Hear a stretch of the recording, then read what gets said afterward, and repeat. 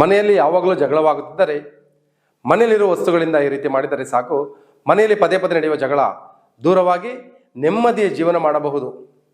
ಯಾರೆಲ್ಲ ನಮ್ಮ ಈ ಕಾರ್ಯಕ್ರಮವನ್ನು ವೀಕ್ಷಣೆ ಮಾಡ್ತಿದ್ದೀರಾ ಮೊದಲ ಬಾರಿಗೆ, ಅಂಥವ್ರು ನಮ್ಮ ಪೇಜನ್ನು ಫಾಲೋ ಮಾಡಿ, ಹಾಗೆ ಒಂದು ಶೇರ್ ಮಾಡಿ. ಮನೆಯಲ್ಲಿ ಯಾವಾಗಲೂ ಜಗಳವಾಗುತ್ತಿದ್ದರೆ, ಮನೆಯಲ್ಲಿರುವ ವಸ್ತುಗಳಿಂದ ಈ ರೀತಿ ಮಾಡಿದರೆ ಸಾಕು, ಮನೆಯಲ್ಲಿ ಪದೇ ಪದೇ ನಡೆಯುವ ಜಗಳ ದೂರವಾಗಿ ನೆಮ್ಮದಿಯ ಜೀವನ ಮಾಡಬಹುದು. ಅದು ಹೇಗೆ ಅಂತೀರಾ? ಸಾಂಬ್ರಾಣಿ ಜೊತೆಗೆ ಹಳದಿ ಸಾಸಿವೆ ಮತ್ತು ಗಂಧದ ಚಕ್ಕೆಯನ್ನು ಹಚ್ಚಿ ಇದರ ಹೊಗೆಯನ್ನು ಮನೆ ಪೂರ್ತಿ ಹರಡುವ ಸ್ಥಳದಲ್ಲಿ ಇದನ್ನು ಇರಿಸಿದರೆ ನಿಮ್ಮ ಮನೆಯಲ್ಲಿನ ಜಗಳದ ವಾತಾವರಣ ದೂರವಾಗಿ ಸಂತೋಷದಿಂದ ಜೀವಿಸುವಿರಿ. ಇದನ್ನು ಪ್ರತಿ ಗುರುವಾರದ ದಿವಸ ಸಂಜೆ 6 ಗಂಟೆಯ ನಂತರ ಮಾಡಿದರೆ ಉತ್ತಮವಾಗಿರುತ್ತದೆ ಮತ್ತು ಮನಸ್ಸಿಗೆ ಶಾಂತಿಯ ವಾತಾವರಣ ಸಿಗುತ್ತದೆ.